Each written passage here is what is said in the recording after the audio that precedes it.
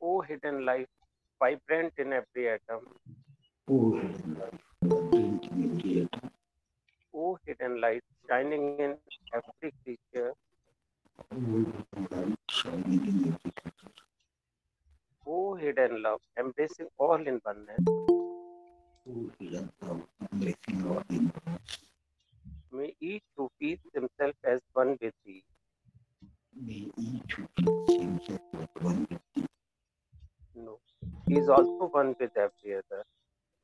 No, he is also one with you. हम लोग 1 minute के लिए साइलेंस रखेंगे.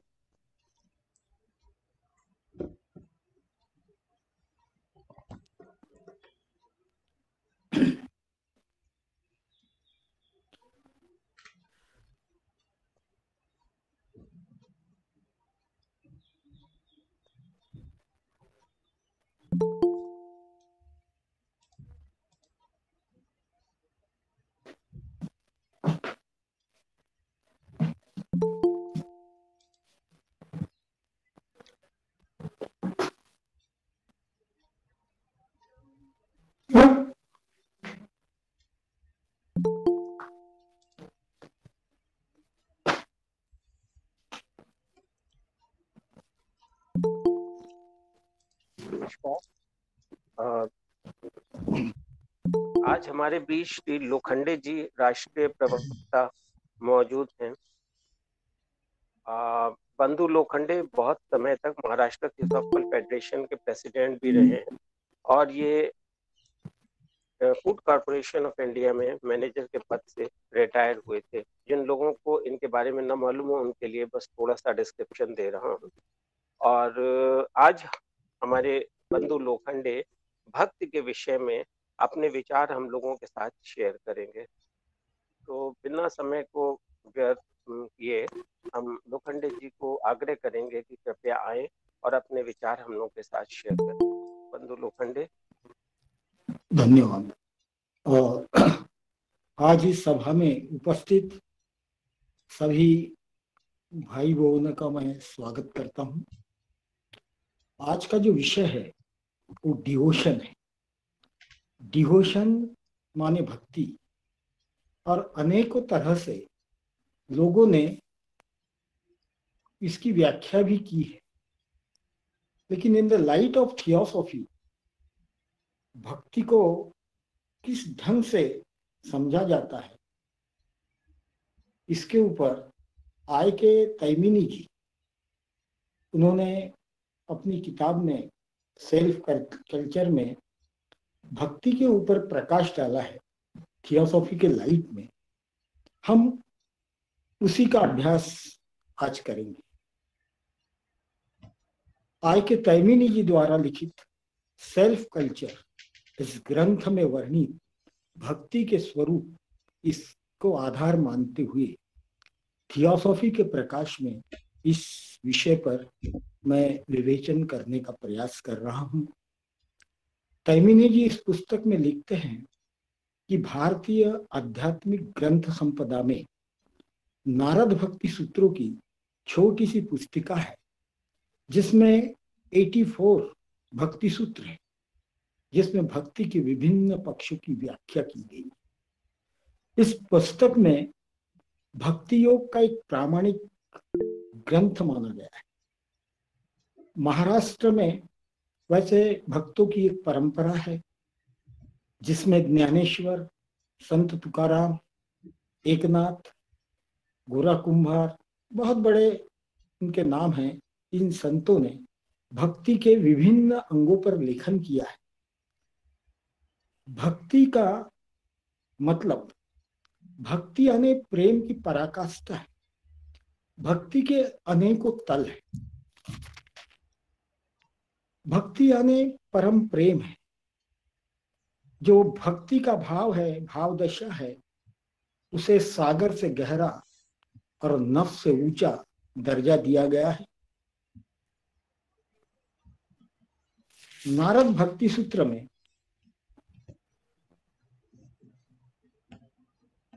कुछ सूत्रों पर हम विचार कर सकते हैं ताकि भक्ति योग के दर्शन और साधनों का हमें सामान्य ज्ञान हो सके। नारद भक्ति सूत्र में कहा गया है कि भक्ति अनिर्वचनीय है, प्रेम स्वरूप है, मूका स्वादम वत। सामान्यतः इन सूत्रों का अर्थ लगाया जाता है कि ईश्वर के प्रति उत्कट प्रेम या परम आनंद के उस अनुभव का स्वरूप शब्दों में वर्णित नहीं किया जा सकता है। उस प्रेम स्वरूप अनिर्वचनीय, उसकी व्याख्या हो सके, अभिव्यक्ति न हो सके, ऐसा नहीं है। जिन्होंने जाना, अनेकों बार कहने का प्रयास किया है, किंतु जो अनुभव किया है, जो कहना चाहते थे, वह नहीं कहा जा पाया, क्योंकि एहसास अनुभूति को शब्द में नहीं मान सकते। शब्दों की अपनी मर्यादाएं हैं। जैसी माँ अपने संतानों के प्रति उत्कट प्रेम करती है और शब्दों के माध्यम से कहने का प्रयास करे तो थोड़ा बोला जा सके। जो कहा जाएगा वह बहुत सीमित होगा, जो व्यक्त करना चाहती है वह बहुत बड़ा असीमित होगा।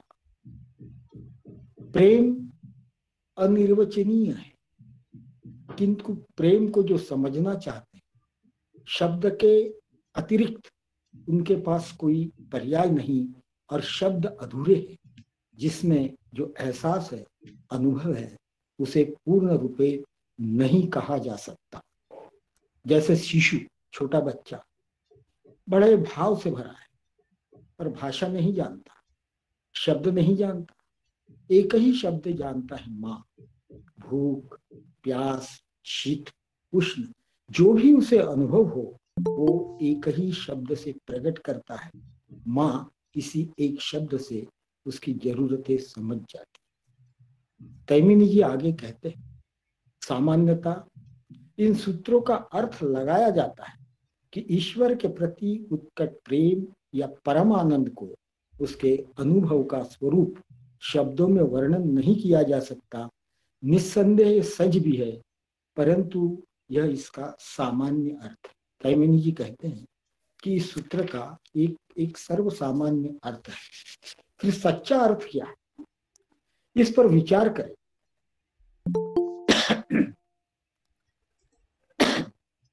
विकास क्रम में हमारा संपर्क विभिन्न लोगों से बार बार होता है और उससे हमारे संबंध विभिन्न प्रकार के।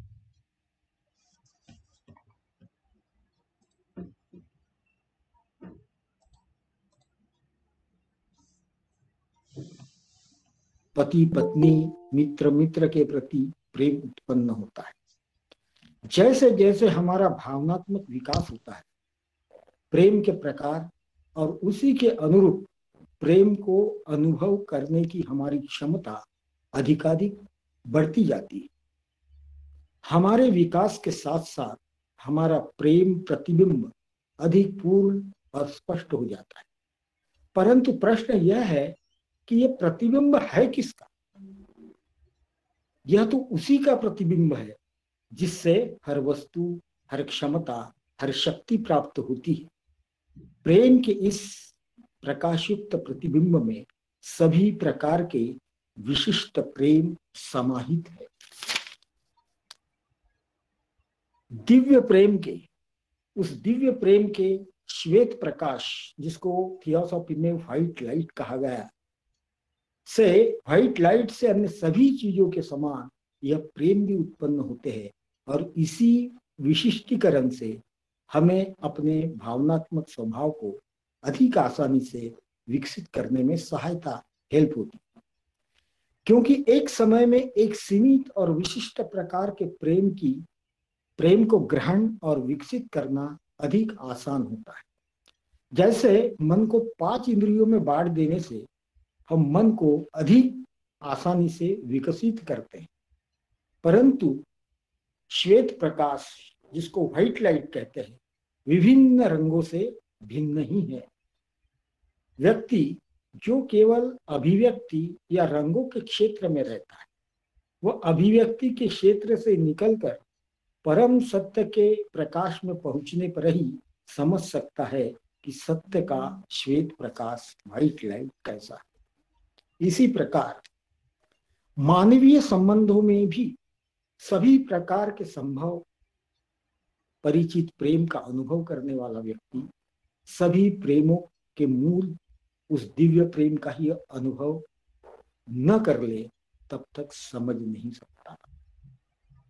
भक्त का अर्थ होता है जो विभक्त नहीं, जिसने अपना पूरा समर्पण कर दिया है। भक्त और भगवान बस एक ही होने की स्थिति, इसको परम भक्त कहा जाता है। इसलिए विभिन्न प्रकार के विशिष्ट प्रेम को जानते हुए भी हम उस दिव्य प्रेम को नहीं जानते, क्योंकि भक्ति की भी लेयर है, भक्ति की भी एक हायरार्की है कि, और उसकी पराकाष्ठा जो है वो यहाँ पर अभिप्रेत है। इस दिव्य प्रेम का अनुभव करने वाला व्यक्ति इस प्रेम के स्वरूप को अन्य व्यक्ति को बता ही नहीं सकता। जिस तीव्र और पवित्र प्रेम के अनुभव करने की हमें क्षमता है और जिसका हमने अनुभव किया है, उससे उस दिव्य प्रेम के गुणात्मक स्वरूप का केवल अस्पष्ट सा भान ही हमें हो सकता है। उस दिव्य प्रेम को जानने के लिए हमें वह उच्चतम प्रेम अपने हृदय में उत्पन्न करके उसका अनुभव स्वयं करना होगा। यहाँ पर यह आग्रह किया जाता है कि इसका अनुभव स्वयं करें। थियोसॉफी एक साधना मार्ग है। केवल हम प्रवचन सुने, प्रवचन करें, किताबें पढ़े, यहाँ तक ये सीमित नहीं है। तो अपेक्षा की जाती है थियोसॉफिकल सोसाइटी के जो सदस्य हैं या जो साधक है उनसे कि वो इसका अनुभव करे। उस दिव्य प्रेम को जानने के लिए हमें वह उच्चतम प्रेम अपने हृदय में उत्पन्न करके उसका अनुभव स्वयं करना है। एकदम से तो होगा नहीं, धीरे धीरे ये अनेक जन्मों का सफर है।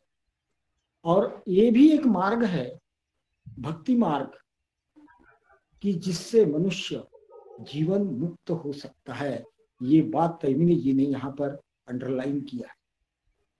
भक्ति की गहनता, भाव की गहनता को कैसे हम समझे, कैसे गिने कि हम भक्ति के कितने लेयर तक पहुंचे। तो महाराष्ट्र के संत तुकाराम ने अपनी स्थिति की तुलना की। वो कहते हैं, मराठी में उन्होंने एक दोहा लिखा है, वो कहते हैं कि हे भगवान, तुझसे मिलने के लिए मेरी तड़प इतनी दूर तक पहुंची, लेकिन वो कैसे बताएं। तो उन्होंने एक एग्जाम्पल दिया है। वो एग्जाम्पल ऐसा है कि जिस तरह से लड़की विदाई के समय लड़की अपने ससुराल जाती, उन्होंने मराठी में कहा है, कन्या सासुरासी जाए मागे परतुनी जाए, कैसे झाले माझ्या जीवा केव्हा भेटतीला केशवा।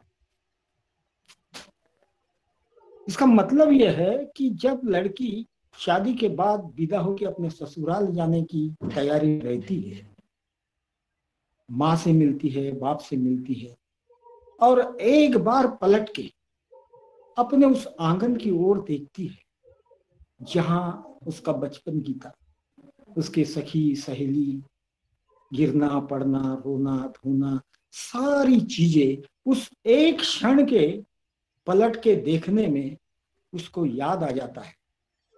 पूरा गोदी से लेकर, माँ के गोदी से लेकर हल्दी लगने तक, विवाह होने तक का सारा प्रसंग वो कुछ सेकंडों में याद करती है।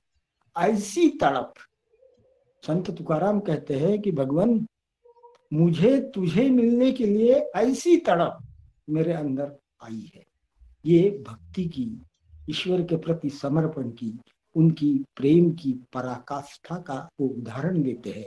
लेकिन बताने के लिए कोई बैरोमीटर नहीं, कोई मीटर से तो बता नहीं सकते। तो ये मनुष्य के अंदर जो भाव होते हैं, उस लड़की के अंदर जो भाव होते हैं, वो जो जबरदस्त उसकी मन की स्थिति होती है, उस स्थिति का वर्णन करके वो बताते हैं कि मुझे ऐसा लग रहा है भगवान कि मैं आपसे कब मिलूं, तो इस तरह भक्ति अपेक्षित है जो तुम्हें उस दिव्य प्रकाश को, वो व्हाइट लाइट को प्राप्त होगी।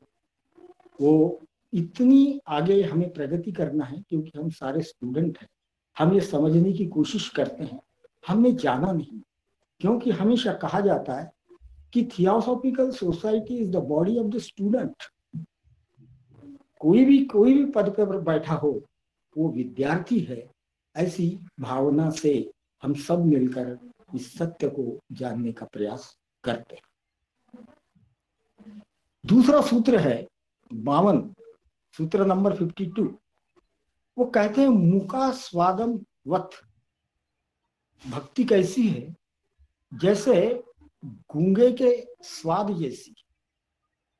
भक्त जब अनुभव करता है तो बोल नहीं पाता, जैसे मूक स्वादम वत, गूंगे के स्वाद की तरह। और कबीर ने इसके ऊपर प्रकाश डाला है अपनी टूटी फूटी भाषा में। उन्होंने कहा कि जब यह परम आनंद, ये परम अनुभूति किसी भक्त को हो जाती है तो उसकी हालत ऐसी होती है जैसे गूंगे केरी सरकरा। गूंगे के हाथ में गुड़, वो खा तो सकता है, स्वाद तो ले सकता है, लेकिन बयां नहीं कर सकता, केवल अनुभव करता है, आनंद पाता है।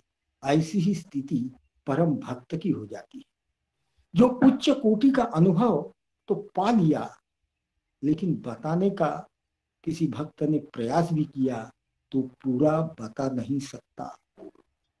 यहां पर गौर करने लायक बात यह है कि हमारे ऋषियों ने जो शब्द उपयोग किया है बड़े अर्थपूर्ण ढंग से किया है। ये मूक स्वादम वत, जैसे स्वाद लेना और बयां करना, ये दोनों कार्य जीवा के है, जीव के है। गूंगा व्यक्ति उसी जीवा से स्वाद ले सकता है, लेकिन अनुभव कथन नहीं कर सकता। ऐसी स्थिति परम भक्त की होती है। हमारे जीवन में भी ऐसे कुछ अनुभव होते हैं, हम अनुभूत कर लेते हैं किंतु बयां नहीं कर सकते। सुबह सुबह जब सूर्योदय का दृश्य, पंछियों की चहचहाट, ठंडी ठंडी बयार, फूलों की मंद मंद सुगंध, यह हमें आनंदित कर देती है। एक सुखद अनुभूति हम महसूस करते हैं, किंतु अभिव्यक्त करेंगे कैसे? हम सिर्फ इतना ही बोलते बहुत अच्छा लगा, क्योंकि शब्द अधूरे हैं। शब्दों में जो हम महसूस कर रहे हैं उसको हम बयां नहीं करते, तो थोड़े से शब्दों में हम कहते हैं कि बहुत अच्छा लगा। इससे अगर हमारा कोई साथी है वो राजी होगा तो उसे भी अनुभव हो रहा तो ठीक, लेकिन उसने अगर तर्क दिया क्या अच्छा लग रहा है, तो फिर हम यह हम शब्दों में उसे समझा नहीं पा सकेंगे जो हम अनुभूत कर रहे हैं। ये हमारी वाणी शब्द का भंडार काम नहीं आते, उस रूप में हम गूंगे ही रहेंगे। ऐसी ही स्थिति परम भक्तों के साथ होती है। कहने का प्रयास तो करते हैं, लेकिन वह पूरा अनुभव कह नहीं पाते। थियोसॉफी में एक वाक्य है, बड़ा प्रसिद्ध वाक्य है। वो कहते हैं कि अप टू नॉलेज के 3 स्तर है। एक है इंफॉर्मेशन, कलेक्शन ऑफ इंफॉर्मेशन, बहुत ज्यादा जानते हैं। दूसरे उसकी स्टेज है नॉलेज, और थर्ड स्टेज है विजडम। तो वो वाक्य है कि up to knowledge we can teach, we can learn, but wisdom can not. उसकी हम व्याख्या नहीं कर सकते। वो ऐसा ज्ञान जो हम किसी से सीख नहीं सकते और किसी को सिखा नहीं सकते, दैट इज कॉल्ड विजडम। ऐसी ही कुछ स्थिति परम भक्त की हो जाती है जो वो जानता है। जैसे विजडम को हम बता नहीं सकते, वैसी ही स्थिति उस भक्त की होती है। आगे डॉक्टर आई के तैमीनी जी कोट करते हैं नारद भक्ति सूत्र का वो सूत्र, सा त्वसिम परम प्रेम स्वरूपा। ईश्वर प्रति अनन्य प्रेम भक्ति का स्वरूप है। ये उन्होंने आगे कोट किया है, शांति रूपात परमानंद रूपाच्च, भक्ति से परम शक्ति और आनंद की प्राप्ति होती है। बाद में कहते हैं अमृत स्वरूपाच, और यह अमृत स्वरूपा भी है। इस पर हम विचार करेंगे प्रकाश डालेंगे।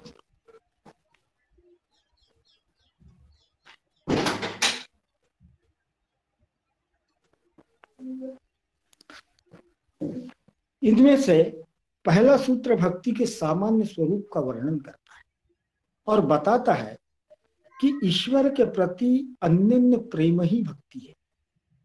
प्रारंभ में तो यह अनिवार्य ही है कि प्रेम उन विभिन्न प्रकार के किसी प्रेम के समान हो जिससे हम परिचित हैं और जिसका हम अनुभव कर सकते हैं। इसलिए भारत में भक्त ईश्वर के प्रति कोई भी भाव अपना लेता है और उसके संबंधित प्रकार के प्रेम को प्रगाढ़ करने का प्रयत्न करता है। वह ईश्वर को गुरु, मित्र, पिता, माता या प्रियतम मान सकता है। क्या? क्योंकि वास्तव में आध्यात्मिक प्रयास के हर क्षेत्र की भांति इस क्षेत्र में सब कुछ तीव्रता या क्षमता पर निर्भर करता है। हर व्यक्ति अपनी अपनी समझ के अनुसार मैं भक्त हूं, मैं भक्ति करता हूं, ऐसा दावा करता है। जैसे जो मंदिर में झाड़ू लगाता है वो भी कहता है भगवान की सेवा है, ये भक्ति है। कहीं वहां धूप दीप जलाता वो भी कहता है कि हम भक्त है, हम भक्ति कर रहे हैं। जो कथा वाचन करता है वो भी कहता है कि हम भक्त है, ये मंदिर से संबंधित है। अगर भंडारा होता है और खाना परोसा जाता है तो उसको जो मदद करते हैं ये ईश्वर का कार्य है और हम मंदिर के भक्त है, इसलिए हम ये कार्य कर रहे हैं। लेकिन ये हमारी समझ की भक्ति कि हम उसको समर्पित है, अपना समय दे रहे हैं। लेकिन थियोसॉफी या गहन अध्यात्म में जिस भक्त की अपेक्षा की जाती वो इससे कई रुचि है, उसके ऊपर तैमिनी जी प्रकाश डालते हैं। क्योंकि वास्तव में आध्यात्मिक प्रकाश के हर क्षेत्र की भांति इस क्षेत्र में सब कुछ तीव्रता या क्षमता पर निर्भर है। अत्यानंद की अवस्था में चेतना का जो मिलन होता है, भक्त की चेतना का उसके इष्ट देवता की चेतना से मिलन होता है। और इसी प्रकार भक्त और भगवान के बीच प्रेम के अत्यंत तीव्र हो जाने पर ही चेतना का आंशिक मिलन होता है। तब भक्त को अनुभूति होती है कि दिव्य प्रेम कैसा होता है, और इस अनुभूति से उसका प्रेम और गहरा हो जाता है और उच्च स्तर के अनुरूप उसे आनंद की अनुभूति होती है। परमानंद की इस अवस्थाओं में भक्त चेतना और प्रेम की जिन गहराई को छूता है उन्हें सामान्यतः भक्ति साहित्य में परमानंद कहते हैं और ज्ञान योग में शांति कहा जाता है।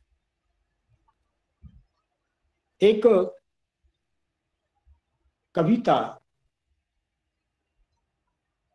के माध्यम से किसी कवि ने कहा है, कोई कवियत्री है, उसका नाम मुझे नहीं याद आ रहा है, उन्होंने इस अवस्था का वर्णन किया है और वो कहती है कि रोवत यशोदा कहे टोना भाई, रोवत यशोदा कहे टोना भयो, कि राधा ही राधा पुकारत राधा और श्याम ही श्याम पुकारत श्याम। बीच बजरिया में बंसरी बजावत राधा कि घूंघटा में मुखड़ा छुपावत श्याम। इस तरह का कुछ खेल हो गया, कुछ जादू हो गई। तो भक्त की जो अवस्था होती है वो भूल ही जाता है कि मैं राधा हूं या कृष्ण। ऐसी अवस्था जब भक्त की हो जाती उस परम भक्ति में परमानंद की अवस्था कहते हैं। और भक्त चेतना और प्रेम की जिन गहराई को छूता है उन्हें सामान्यतः भक्ति साहित्य में परमानंद और ज्ञान योग में शांति कहा गया है। भक्त ईश्वर के प्रति कोई भी भाव अपनाकर उस प्रकार का प्रेम विकसित कर सकता है। इस बातों को कहने का यह दूसरा तरीका है कि वह ईश्वर की पूजा चाहे जिस रूप में कर सकता है।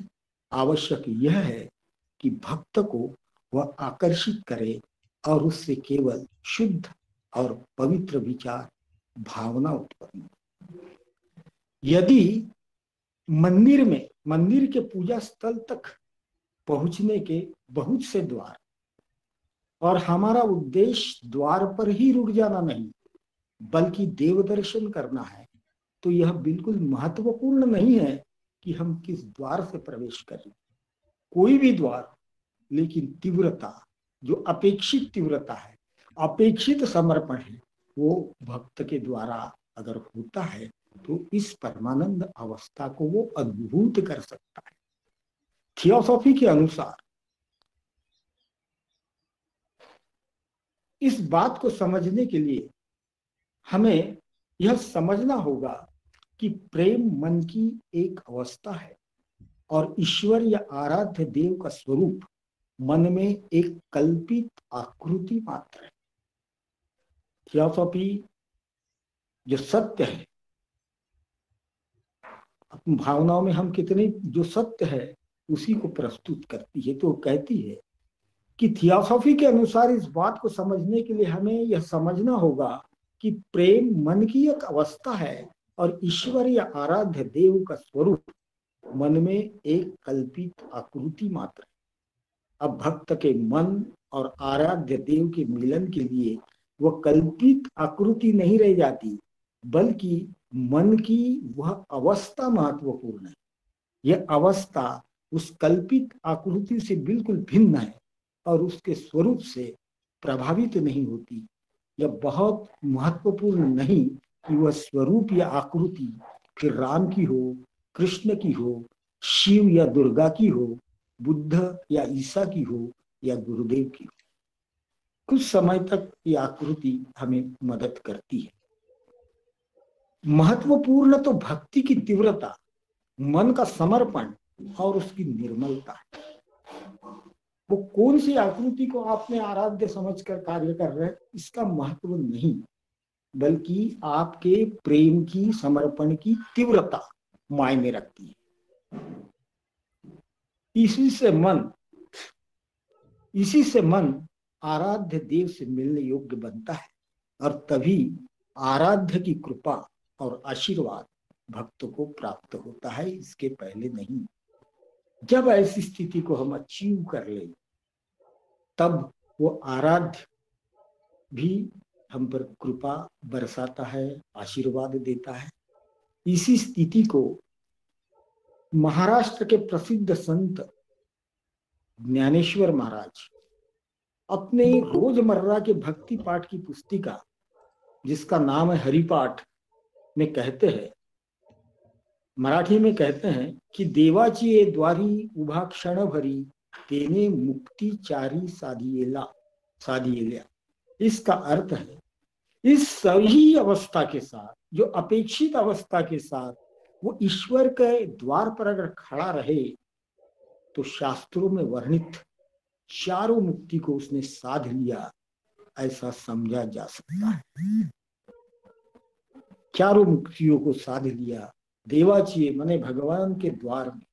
लेकिन ये भगवान का द्वार कौन सा है, ये हमें खोजना होगा। ये किसी मंदिर का द्वार है क्या, किसी गुरुद्वारे का द्वार है, चर्च का, मस्जिद का? ये द्वार की खोज हमारे अंतरतम में ही करना है।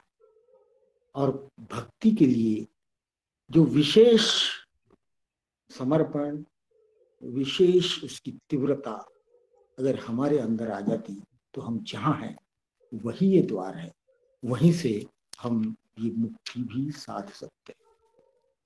भक्त की चेतना का एकाकार उस कल्पित आकृति से नहीं, उसकी चेतना से होता है। यह मिलन नाम रूप वाले मूर्त मन के क्षेत्र में नहीं होता, किंतु बुद्धिलोक पर चेतना के निम्न स्तर पर होता है।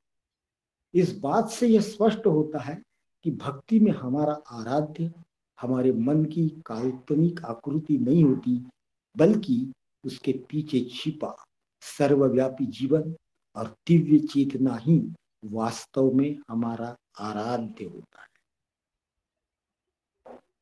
एकदम से कोई बात समझ में नहीं आती तो कुछ प्रतीक हम वहां रखते हैं।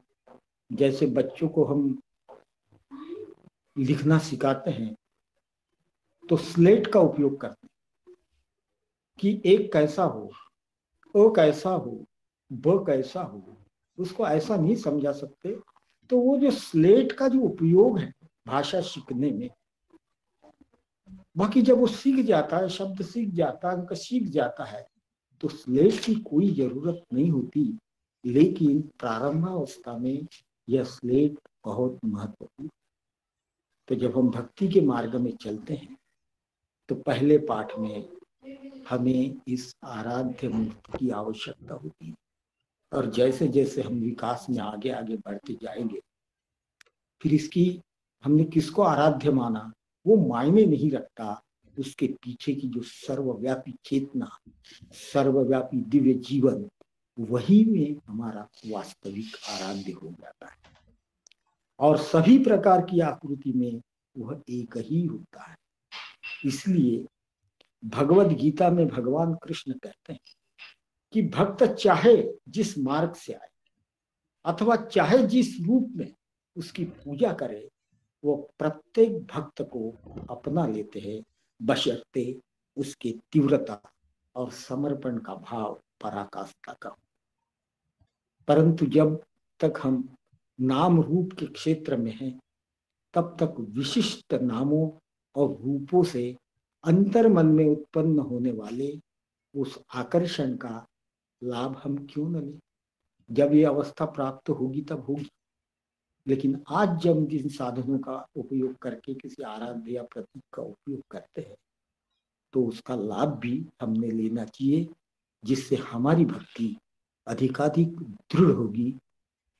फिर भी कुछ लोगों के समान अपनी भक्ति भावना समर्पित करने के लिए किसी स्वरूप का चयन करने में हमें परेशान नहीं होना चाहिए। उसके सहस्त्र रूपों में से जो स्वरूप हमें आकर्षित करता है, ये मुभा दिए, ये आपको चॉइस दे दी कि आपको जो पसंद आता, जो आकृति पसंद आती, उसके सहस्त्र रूप है। हमारी शक्ति जागृत करे, वही हमारे लिए उपयुक्त है। इसलिए हम आग्रह नहीं करते कि आप ईसा को मानो या राम को ही मानो या कृष्ण को ही मानो। जो उसके पिंड के अनुसार, उसके स्वभाव के अनुसार जो रूप, जो आकृति उसको प्रिय लगती है, उसी को आराध्य बनाकर वह अपनी साधना कर सकता है। अब हम नारद भक्ति सूत्र के तीसरे सूत्र को लेते हैं। उसके अनुसार भक्ति अमृत स्वरूपा है। ये कैसे समझे? अमृत का अर्थ है यहां मृत्यु नहीं। तो भक्ति अगर हम करते हैं तो अमृत स्वरूपा कैसे? यह कथन कुछ रहस्यपूर्ण है, उसे समझने की आवश्यकता है। अमृत, अमरवत, अमरत्व, नित्य जीवन का प्रतीक है, जैसा कि इसके अर्थ से प्रकट होता है। अमृत अर्थात मृत्यु से परे। अतः यदि कोई एक बार भी अमृत पान कर ले तो वह अमर हो जाता है, मानो वह मृत्यु की सीमा से परे चला गया। यह तो स्पष्ट है कि संसार में ऐसा कोई पेय या जीवन रसायन नहीं है जिसे पीकर मनुष्य अमर हो जाए। अतः अमृत स्पष्टता चेतना की उस अवस्था का प्रतीक है जो अभिव्यक्ति से परे। अमृत स्पष्टता चेतना की उस अवस्था का प्रतीक है जो अभिव्यक्ति से परे है। उस अवस्था को प्राप्त कर लेने पर मनुष्य जीवन मरण मनुष्य जीवन मरण की भ्रांति से छूट जाता है, जीवन मुक्त हो जाता है। वह भक्ति परम प्रेम रूपा है और अमृत स्वरूपा है, क्योंकि जिसने परम प्रेम जाना फिर उसकी कोई मृत्यु नहीं। जिसने अपने को स्वयं को खो दिया उसकी कैसी मृत्यु। उसने मृत्यु पर विजय पाई, वह अमृत स्वरूप को उपलब्ध हो गया। ध्यान रखने योग्य बात यह है कि परम भक्ति में अहम की मृत्यु होती है, अहंकार की मृत्यु होती है, आत्मा की नहीं। आत्मा शाश्वत है, सनातन है, सदा रहेगा। हम चाहे भी तो आत्मा को हम मिटा नहीं सकते।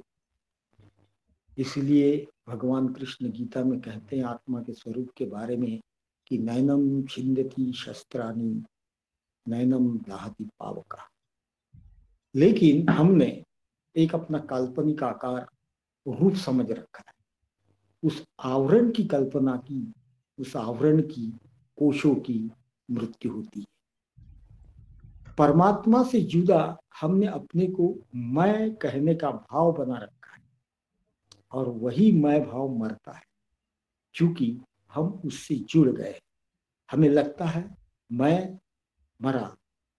परम भक्ति में मैं भाव ही विसर्जित हो जाता है, अमृत स्वरूप हो जाता है, उसकी कोई मृत्यु नहीं होती।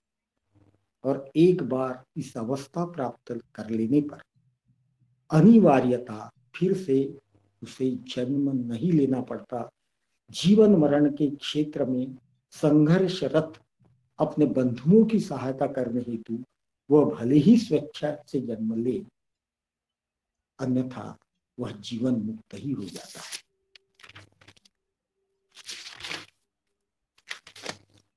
कोशों से, हमारे जो कोश है, पंचकोश है, हमारी physical body, etheric double, astral body, mental body, इस तरह की हायर मेंटल बॉडी, इस तरह की जिन कोश है उन कोशों को ही सर्वसाधारणतया मनुष्य अपने को समझता है। और भक्ति की जब परम अवस्था को कोई भक्त प्राप्त देता है तो कोशों से चेतना का तादात्म्य ही जन्म मरण के भय का मुख्य कारण। थियोसॉफी भी कहती है, अनेक धर्मशास्त्र, गीता में कृष्ण भी कहते हैं कि हम तब भी थे, आज है, कल भी रहेंगे। हमारा अस्तित्व जो है वो कभी खोया नहीं, क्योंकि इस जगत में मृत्यु इस संदर्भ में है ही नहीं। एक बार आत्मा शुद्ध चेतना के क्षेत्र में पहुंच जाने पर व्यक्ति को यह भान हो जाता है कि वह शुद्ध चेतना है अथवा दिव्य चेतना से उसका ऐक्य है। तब कोशों से तादात्म्य उत्पन्न करने वाली भ्रांति का सदा सदा के लिए नाश हो जाता है। फिर उसे जन्म मृत्यु का भय नहीं रहता। नारद भक्ति सूत्र का 7वां सूत्र है कि भक्ति स्वार्थ युक्त कामनाओं से युक्त नहीं होती, क्योंकि उसका स्वरूप ही सब कामनाओं का विरोध करता है। यह तो स्पष्ट है। यह सूत्र भक्ति की निम्न अवस्थाओं की ओर संकेत नहीं करता, जहां उसमें व्यक्तिगत कामना का मिश्रण होता है। यह सूत्र तो उसके उच्चतम स्वरूप की बात करता है, जो पूर्णता निस्वार्थ होता है और भक्त ईश्वर को निष्काम भाव से प्रेम करता है। यह सूत्र बताता है कि भक्ति का उच्चतम स्वरूप व्यक्तिगत स्वार्थपूर्ण कामनाओं से प्रेरित नहीं होता। उसका प्रमाण यह है कि भक्ति ऐसी सभी कामनाओं का अंत हो जाता है। फिर ऐसी भक्ति प्रेरक शक्ति होती है। वह शक्ति विशुद्ध प्रेम है। वह प्रेम चेतना के विच्छिन्न अंश को उस पूर्ण रूप स्वरूप की ओर आकर्षित करता है, जिसका यह अंश है, ताकि फिर दोनों से एक हो जाए। प्रेम की सबसे बड़ी विशेषता यह है कि हमें सामान्य कामनाओं और आसक्तियों से सहजता और सरलता से मुक्त कर देता है। निम्न स्तरीय प्रेम की अभिव्यक्ति तक हमें यह विशेषता थोड़ी बहुत देखने को मिलती है। उदाहरण के लिए, जब कोई पुरुष स्त्री से प्रेम करने लगता है तो कुछ समय के लिए प्रेमिका की सुविधा और प्रसन्नता ही प्रेमी के लिए महत्वपूर्ण हो जाती है और वह अपनी अधिकांश निम्न इच्छाओं से मुक्त हो जाता है। यह सच है कि ये इच्छाएं पूर्णतः समाप्त नहीं हो जाती, परंतु जब तक प्रेम की उच्च अवस्था रहती है, उसकी अभिव्यक्ति नहीं हो पाती। यही बात एक माँ के साथ होती है। अपने बालक के प्रेम के कारण वह अपने आराम और हितों की बिल्कुल चिंता नहीं करती। बहुत सी निम्न प्रकार की इच्छाएं जो पहले उसके मन पर हावी रहती थी, उससे वह मुक्त हो जाती।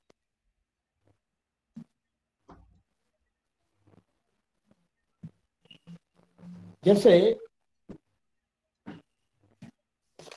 भक्ति जिसको हम कहे, और यही भक्ति कैसे हमें बुद्धत्व की ओर ले जाती है, इसका एक उदाहरण हम देंगे। जब माँ, बच्चा जब बोलता नहीं, तब वो समझ लेती है इसको क्या चाहिए, क्योंकि उससे जुड़ी रहती है, लगे रहती है 24 क्लॉक।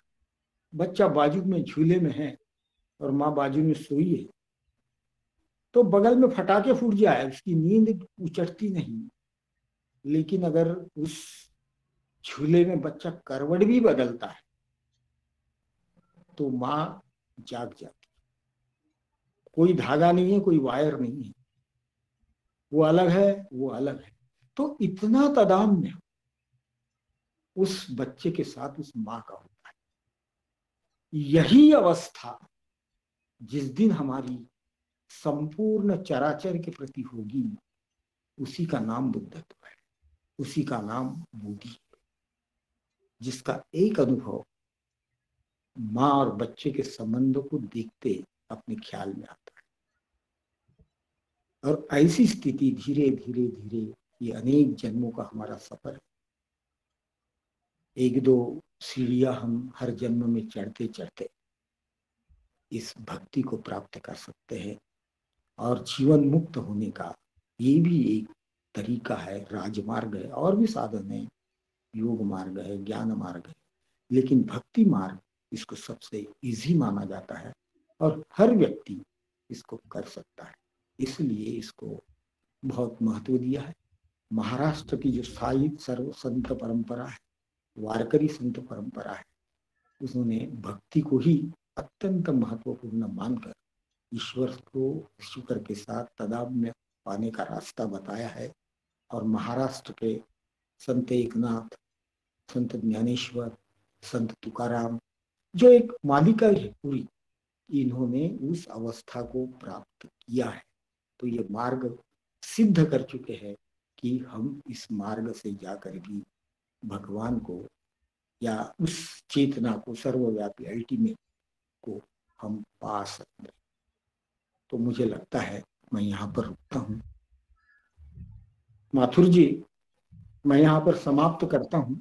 आगे की सबसे पहले, और उसके पहले मैं ये बात कहना चाहूंगा कि सभी श्रोताओं ने मुझे शांति से सुना, और आयोजकों ने जिन्होंने मुझे बोलने का मौका दिया, उन सब का मैं आभार व्यक्त करता हूँ, धन्यवाद देता हूँ। बंधु लोखंडे जी, आपने भक्ति की अवस्था को बहुत आसान शब्दों में समझाने की कोशिश की। हालांकि कहा जाता है गूंगे केरी शर्करा, ऐसी अवस्था या ऐसी चीज है कि इसको समझाना बहुत मुश्किल है। और आई के तेवनी जी ने सेल्फ कल्चर के अंदर इस बात के ऊपर जोर दिया है कि हम और भी योगों को अपनाएं, मतलब भक्ति योग, ज्ञान योग, सबको अगर साथ में लेके चलें तो हमारी स्पिरिचुअल लाइफ में, या हमारी जो लाइफ है स्पिरिचुअलिटी की, उसमें हम जल्दी प्रगति कर सकते हैं। तो ये बहुत अधिक आवश्यकता है हम लोगों की, जो थोड़ा सा ज्ञान अर्जित करके और आगे बढ़ना चाहते हैं, तो अगर ये भक्ति साथ में जुड़ जाएगी तो मेरे को लगता है शायद हम लोग बहुत अच्छे से प्रगति कर पाएंगे। और अब मैं आग्रह करूंगा हमारे और बंधुओं से, कृपया एडिशन करें। शिंदे जी आप हैं क्या? शिंदे जी जरा सा आप भी कुछ एडिशन कीजिए। मेरी बात can you hear me? Yes yes, हाँ Yes. Can you hear me? हाँ यस, बहुत अच्छे से सुन रहे हैं। बोला सर। हा बघा, तुमचं अभिनंदन, फार सुंदर सांगितला नारद भक्ती सूत्र, मला आवडलं. हा, I will tell you in English. See, this devotion is complete silence. Complete silence is devotional state. भक्ति का स्टेट वही होता है.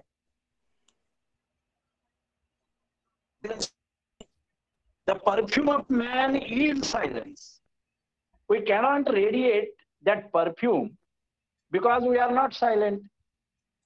Our mind is always restless as it is not silent. So we cannot radiate that bhakti, radiate that perfume, which is our real nature. Silence purifies me, says emphatically J. Krishnamurti.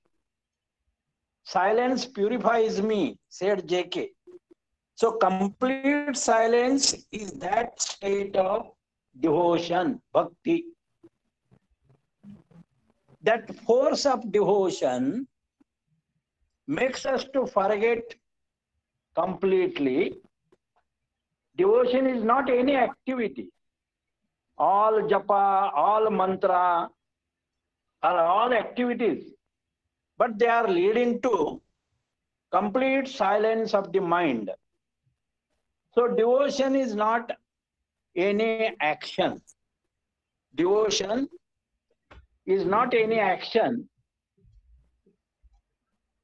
So yoga of knowledge, yoga of action, jnana marga, karma marga,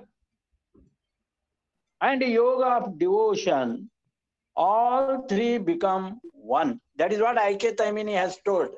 Final state, yoga of knowledge, yoga of action, and yoga of devotion, all these three become one, and that is the state of complete silence. That is the Parama Bhakti. That is what Ashok Lokhande explained very nicely. I congratulate him. Thank you, Mathu. Thank you, sir. Thank you. Thank you. Thank you. Thank you. Sonal मुरली जी भी हमारे साथ हैं। सोनाल मुरली जी आप भी थोड़ा सा बताइए कुछ। हेलो हेलो, यस, बोल रहा हूँ फ्रॉम गोरखपुर। हाँ हाँ बताइए, आप थोड़ा सा ऐड नहीं कर रहा हूँ। हाँ हाँ बताइए। कुछ लोग साहब ने कहा, वो बहुत ही अच्छा कहा। कहा गया कि अगर ये गीत है तो वो ज्ञानी भी है और योगी भी है। जितने भक्त हुए हैं बड़े मान लिया, सभी समाज सुधारक रहे, कर्म योगी रहे और ज्ञानी भी रहे। तुलसीदास जी का नाम आता है। उन्होंने जो कुछ किया समाज के लिए, और जो भक्ति थी, जब वो वृंदावन में गए तो भगवान कृष्ण के सामने उन्होंने कहा, जब इनके हाथ में धनुष बाण होगा तभी मेरा सर नवाएगा। ये परम भक्ति है भगवान राम। वीरदास जी के राम वो परमात्मा है। और ऐसी भक्ति थी, परम भक्ति थी, दिव्य भक्ति थी, जिसका जैसे लोखंडे साहब ने कहा कि उन्होंने अपने छंद में कहा कि कबीरा मन निर्मल भया जैसे गंगा नीर, पीछे पीछे हरि चले कहत कबीर कबीर। ऐसी भक्ति होनी चाहिए।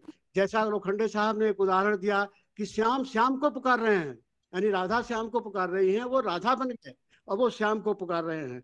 चैतन्य महाप्रभु को लीजिए, चैतन्य प्रभु ने केवल हरिओम हरिओम हरिओम कह करके पूरे समाज को जोड़ दिया। ऐसी उनकी परम भक्ति थी। और उन्होंने एक नारा भी दिया कि संग कलयुग की, कलयुग में केवल एकता ही शक्ति हो। और जैसा अभी कहा, and is the life, that is the body of the soul. कहा गया है कि peace and silence is the embodiment of the soul. तो आत्मा का भोजन है शांति, सोल। एक बात कहूँगा कि प्रेम की बात कही, प्रेम तो कहा गया कि वक्त एम होता है भगवान बन जाना, जब वो अभिन्न उन्हीं के साथ मिल जाए। और प्रेम तो भगवान का नाम है, और जब तक नहीं होगी दिव्य भक्ति, प्रेम नहीं होगा, पुत्र जैसा प्रेम नहीं होगा, तब तक भगवान के साथ हम मिल नहीं पाएंगे या जैसे हो नहीं पाएंगे। तो इसी के साथ मैं वाणी को विराम देता हूँ और एक बार पुनः बहुत वादन, बहुत बहुत धन्यवाद और बहुत बहुत नमस्कार। और राजीव गुप्ता आप नमस्कार। यूएस पांडे जी भी अटेंड किए हैं, मैं चाहूंगा कि वो भी कुछ इसमें एडिशन करे। US Pandey sir. US Pandey ji आप है ना? धन्यवाद जी। मैं पहले तो राजीव माथुर जी को बधाई दूं, कितना बढ़िया प्रोग्राम ऑर्गेनाइज करते हैं। फिर हमारे आज के स्पीकर जो हैं लोखंडे जी, वो उनकी वाणी में विद्वता झलकती है, सीरियस अध्ययन करते हैं और बहुत अच्छा वो प्रस्तुत किया उन्होंने भक्ति मार्ग नारद भक्ति सूत्र का। नारद को मैडम ब्लॉस्की ने एक बड़ा ज्ञानी चौहान कहा है सीक्रेट डॉक्ट्रिन में, और वो मैसेंजर हैं और वो हर एक ज्ञान भक्ति और सबके पारंगत हैं, और उनका भक्ति सूत्र का बहुत अच्छा विवेचन किया। भक्ति को अलग अलग तरह से संतों ने, सब लोगों ने अलग समझाया है, और फाइनली गीता में जो भक्ति योग और कर्म योग ज्ञान योग जैसा शिंदे जी ने कहा, वो सब एक हो जाता है। जिस चीज को हम पूरे लगन से करते हैं वो भक्ति होता है। जो भी हम काम करें, अगर हम अध्ययन कर रहे हैं डिवोशन से, फुल्ली डिवोशन से उसमें मन लगा रहे हैं, तो भक्ति हो जाती है। उस चेतना तक पहुंचना है, और इस तरह से भक्ति जो है ज्ञान मार्ग और उसके साथ चलता है। तो जो भी चीज जैसे बताई गई, जैसे बर्टन ब्लॉस्की ने मेडिटेशन को प्रेयर कहा, तो अगर हम मेडिटेशन कर रहे हैं, उस चेतना के साथ एक हो रहे हैं, तो भक्ति हो रही है, उस चेतना के साथ पहुंच रहे हैं, ये हमें समझना है।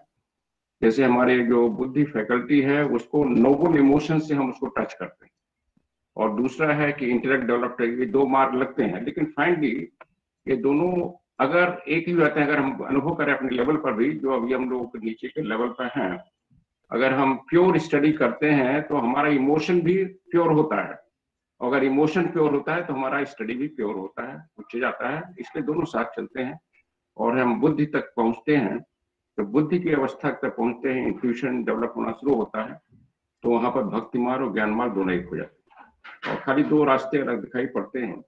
और इसलिए कंपैरेटिव स्टडी 86 में जोर दिया गया, जो सेकंड ऑब्जेक्ट है, comparative study religion science philosophy, और भक्ति मार्ग का सभी प्रथाओं में एक इम्पोर्टेंट महत्व लाया गया है, चाहे वो क्रिश्चियन हो, सेंट पॉल हो, सेंट जॉन्स हो, सूफी सेंट भक्ति के हैं, और अपने यहाँ तो जैसे मिश्रा जी ने कहा, कई एग्जाम्पल ये महाराष्ट्र में है, यूपी में है, संत ये तमिलनाडु के हैं, तो बड़े बड़े संत हुए हैं, और सबकी वाणी हमारे पास है, और हमें इतना उसके हम लोग स्टडी करें, उसको भेजें।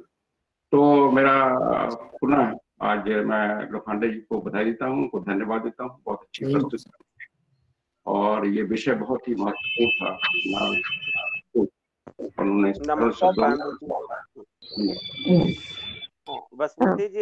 जी हाँ सर, मैं कुछ कहना चाह रही थी कि भक्ति सूत्र को इतने सरल शब्दों में, जैसा कि आप ही ने राजीव जी प्रारंभ में बोला था, मैं उससे बिल्कुल एग्री करती हूँ कि इतनी सरल भाषा में उन्होंने मन को बांध लिया।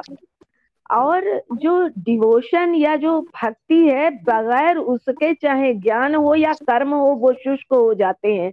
तो भक्ति उसको बीच में जो नरम बनाती है, जो सरस बनाती है, उसके लिए ये बहुत आवश्यक था। बहुत अच्छा सब्जेक्ट लिया, और शिंदे जी ने भी जो बाद में एक्सप्लेन किया कंप्लीट साइलेंस की बात, उसने और माइंड को खोल दिया।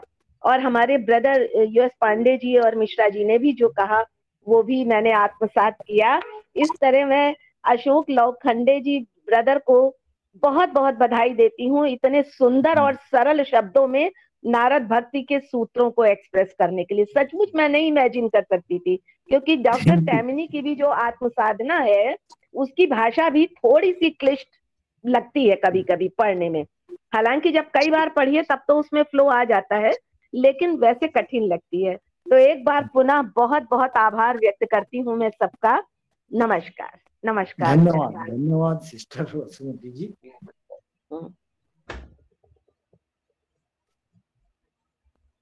सोनाल मुरली जी भी हमारे बीच हैं। सोनाल मुरली जी, आप कुछ व्यक्त करेंगे अपने भाव?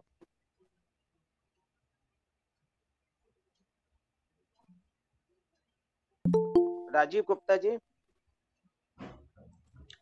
बहुत बहुत बधाई लोखंडे जी, आपको सुन के हमेशा ही अच्छा लगता है बहुत। और धन्यवाद सर। हाँ हाँ जी, हमें कुछ ना कुछ सीखने को जरूर मिलता है। और अरे वाह। सभी हमारे बाकी ब्रदर्स ने और सिस्टर ने बता ही दिया है, उसमें तो और कुछ ऐड कर नहीं सकते। हम आपको जरूर बार बार कष्ट देंगे कि आप आए और जरूर हमारे लॉज में बार बार हमारे वेलकम सर, जी जी, वेलकम। मैं थैंक यू, जरूर। Thank you very much. Thank you Arvind sir. Arvind Narware ji भी हैं। अरविंद जी, आप कुछ बोल नहीं रहे आज। अरविंद जी, अरविंद जी। जी, सभी को प्रणाम सर। राजीव गुप्ता सर की बात से मैं उनका समर्थन करता हूं कि मेरे पास ऐड करने लायक कुछ नहीं है, लेकिन ये जरूर है कि लोखंडे साहब का जो नारद भक्ति सूत्र आज जो बताया बहुत ही अच्छा था। इसको मैंने पढ़ा है और आज उसका जो रिपीटेशन जो हुआ है बहुत आनंद आया। बहुत बहुत धन्यवाद। Thank you sir.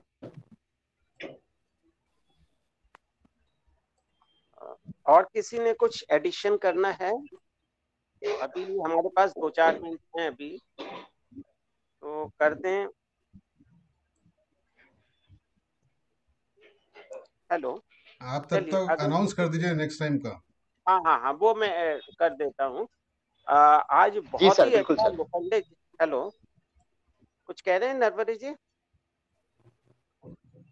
आज लोखंडे जी ने बहुत अच्छे अच्छे आयाम जो हैं इसमें कुछ एक सूत्र लेके जितने अच्छे से एक्सप्लेन किया है, ये बहुत ही अच्छे तरीके से। और हम लोग इसको क्या नाम है, क्योंकि अनिर्वचनीय है ऐसा कहा जाता है, बहुत कठिन है समझना। और जैसे जैसे हम लोग इसको समझते हैं, व्हाइट लाइट का इन्होंने जैसे एग्जाम्पल दिया कि सारी लाइट उसी के अंदर है, वो जो सारा प्रेम है वो एक ही है। और हमारे शिंदे जी ने भी उसको बहुत अच्छे से क्लैरिफाई किया। इसके बाद मिश्रा जी ने, यूएस पांडे जी ने भी बहुत अच्छे से, और वासुमती जी ने, राजीव गुप्ता जी ने, तो हम सबका बहुत बहुत आभार। अब हम लोग जो है नेक्स्ट उसके लिए बताते हैं कि अब नेक्स्ट टाइम हमारा सिस्टर सोनाल मुरली जी लेंगी नेक्स्ट टॉक 23 जनवरी को 5 से 6 यही समय रहेगा, और उनका विषय होगा ग्रोइंग इन विजडम। तो सिस्टर सोनाल मुरली जी का टॉक रहेगा। तो अब हम इसको क्या नाम है प्रेयर करते हैं। सर्वे भवन्तु सुखिनः, सर्वे सन्तु निरामया, सर्वे भद्राणि पश्यन्तु, मा कश्चित् दुःखभाग् भवेत्। ओम शांति।